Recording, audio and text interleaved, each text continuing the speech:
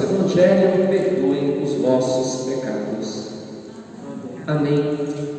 Então, meus queridos, como o Padre Adilson falava nessa nossa novena, nós estamos vendo então a vida dos santos. Os santos são os grandes modelos para a vida da gente. Na verdade, são os heróis da fé, da caridade, da esperança. Certamente, ao longo dessa novena, vocês foram vendo a diversidade dos santos. Muitos santos que foram confessores, que sofreram por causa do nome de Nosso Senhor, outros que foram mártires, que chegaram a dar a vida, não só foram exilados, por exemplo, mas como deram a vida. Santos religiosos, santos sacerdotes, jovens, e por aí vai.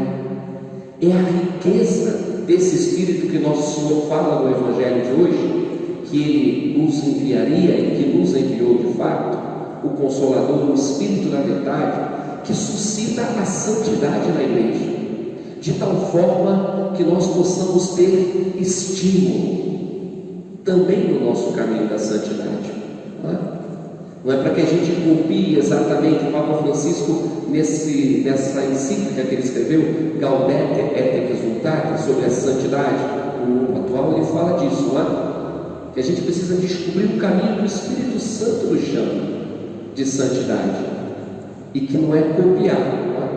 Mas certamente nos estimula, e certamente tem muita coisa a ver com a nossa vida. Hoje nós falamos de São Vicente Ferrer. Como o Padre Adilson falava, tem alguns santos que a gente conhece mais, outros santos que nós não conhecemos tanto, não é? E São Vicente Ferrer foi isso, não é que nós conheçamos tanto, talvez alguns.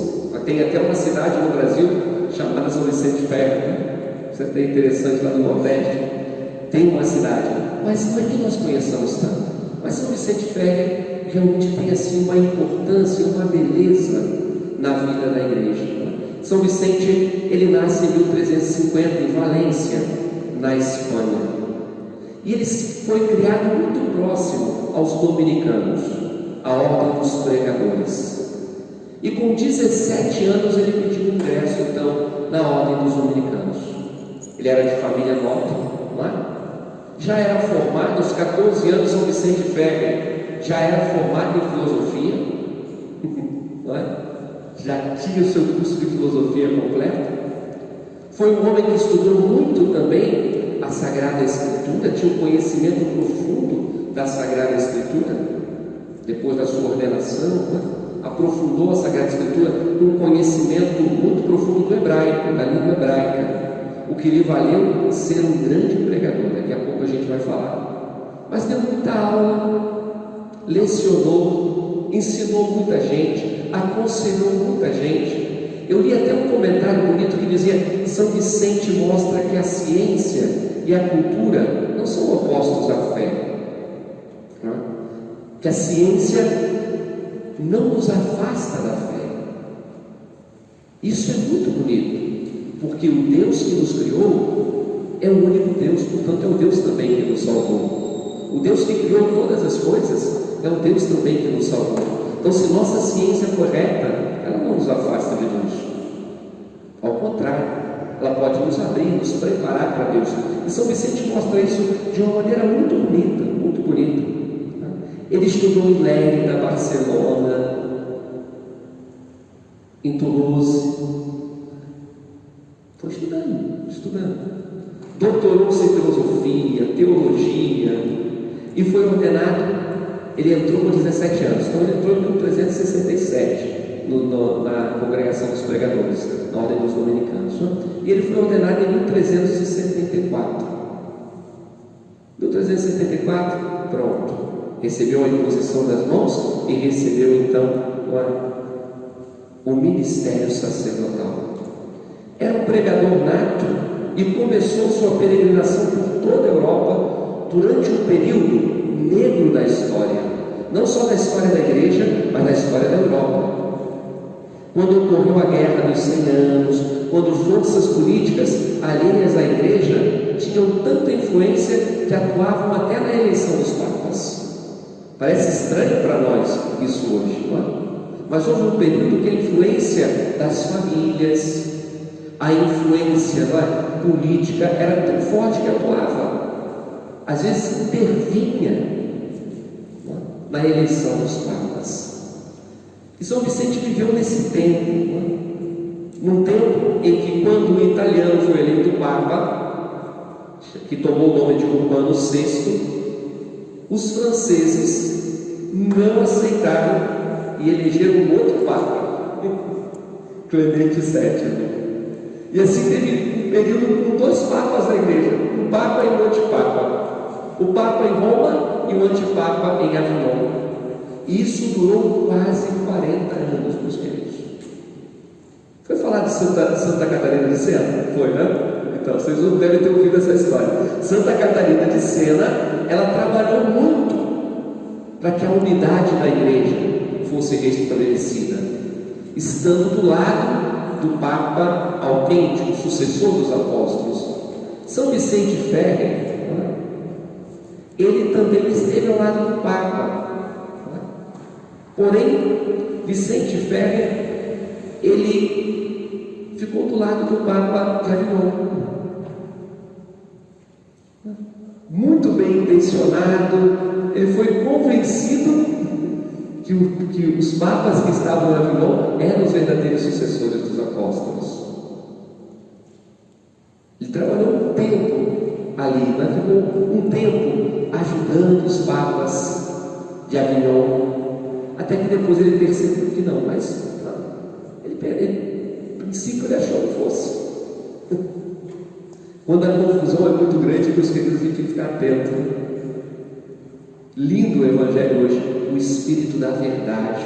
Essa semana, várias vezes nós ouvimos Jesus falar do Paráclito, então falar da missão do Espírito Santo, de ser consolador, de ser advogado, mas também quando falava da missão, nós só falava da essência do Espírito Santo, não é? Vamos dizer do que ele é. E sempre disse o Espírito da Verdade. Como nós precisamos, não é? Do Espírito da Verdade. Sobretudo quando as coisas estão muito confusas, como nós precisamos escutar, não é?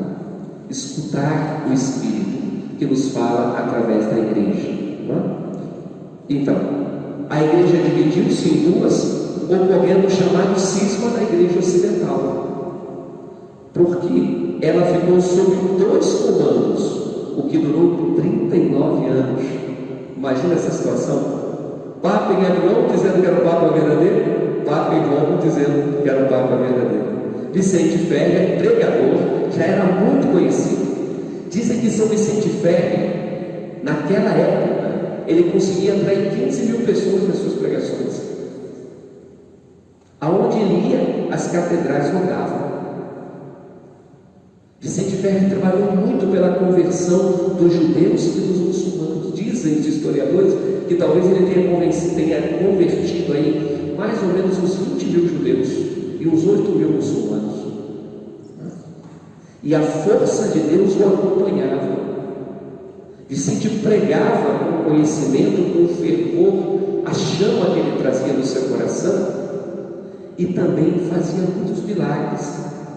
A força de Deus agia em Vicente, realizando milagres. Ele fazia peregrinações penitenciais, porque o centro da pregação de Vicente era justamente isso: a unidade da igreja, a conversão, não é? O juízo final, a necessidade da conversão para o juízo, para poder encontrar-se com Deus. Essa era a pregação de Vicente. Dizem que ele falava com tanto fervor que os corações eram tocados.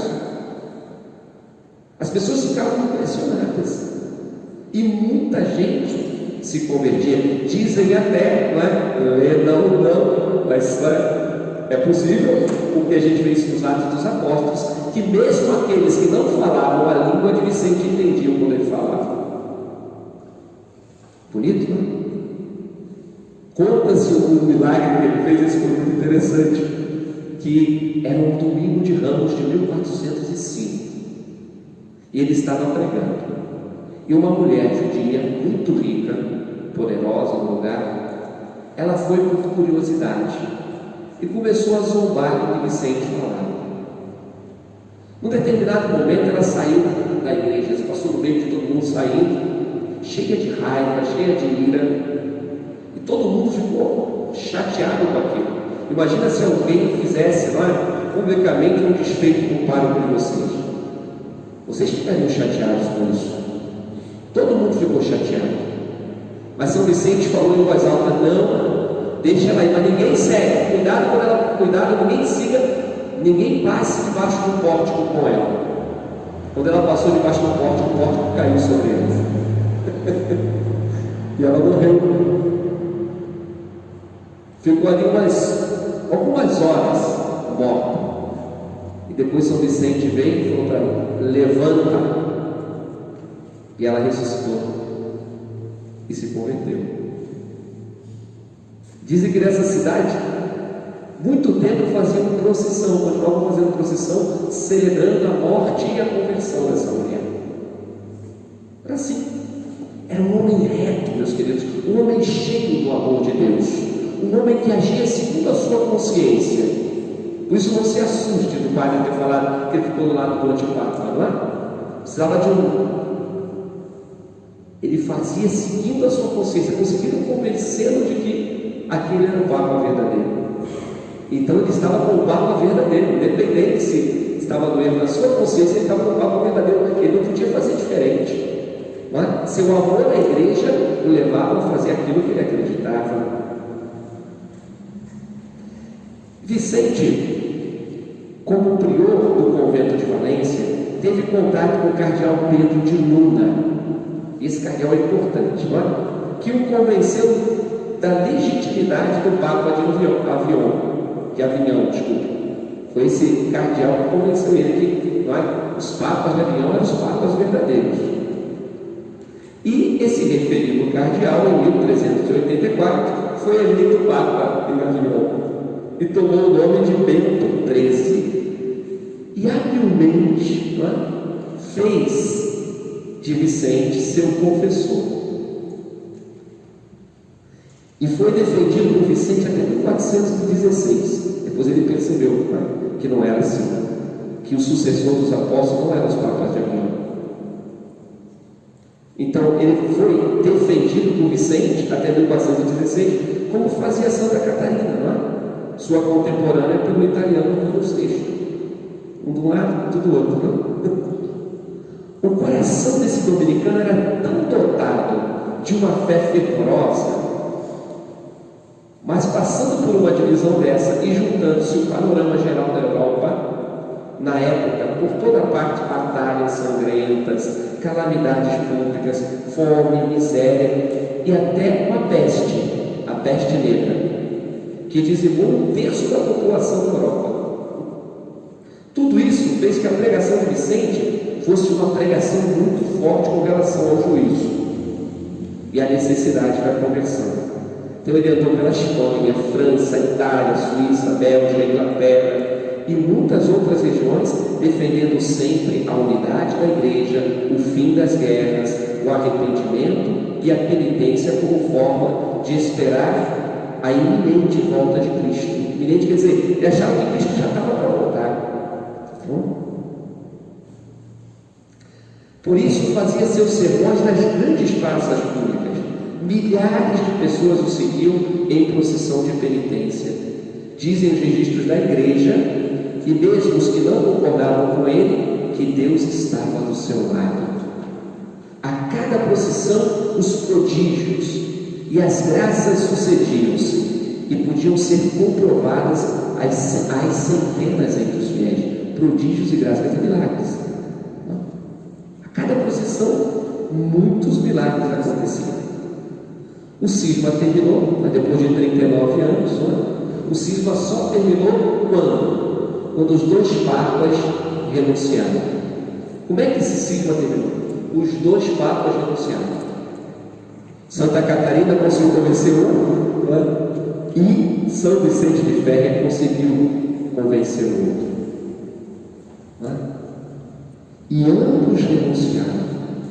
E São Vicente, com o seu conselho, com a sua ajuda, ajudou muito na nomeação do novo Papa, que trouxe unidade à igreja. Não é?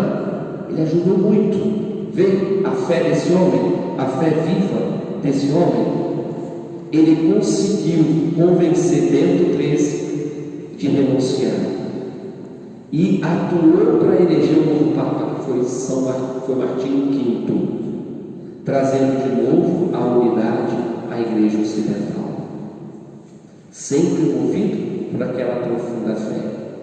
Ele morreu em 5 de abril de 1419, na cidade de Vannes, na França, e foi canonizado pelo Papa Calixto III, seu compatriota, e também ele espanhol, esse Papa, em 1458, na Igreja Dominicana em Roma. E esse Papa o declarou padroeiro de Valência e de Vannes. São Vicente Ferrer foi um dos maiores pregadores da Igreja do segundo milênio e o maior propagador do século, e o maior pregador do século XIV. Então vamos pedir a São Vicente que ele rogue por nós, que ele também nos dê esse amor à Igreja, meus queridos, esse amor à Igreja, esse amor ao sucessor de Pedro, esse amor à palavra de Deus, que ele interceda por todos aqueles que pregam o Evangelho, para que também eles preguem com ardor, com amor e possam tocar os corações. Que os homens do nosso tempo, que precisam também ser tocados, possam ouvir essa palavra viva da boca dos pregadores do Evangelho. Então vou pedir a São Vicente que ele nos alcance essa graça, não é? E que ele nos dê também a graça de compreender que está errado essa tendência do nosso mundo, não é? Que ciência tem que caminhar para um lado e fé para o outro. Que nós compreendamos a unidade da verdade. A verdade é uma só, não é? A verdade é uma só. Se ainda que com a inteligência, não é? A gente chega à verdade, aquilo nunca vai contradizer Deus. Pode não chegar à altura de Deus, mas vai nos preparar para acolher as verdades maravilhosas, altas, profundas que Deus tem para proclamar para nós. Então que Deus nos abençoe. São Vicente, interceda por nós. São Vicente de Ferrer, rogai por nós.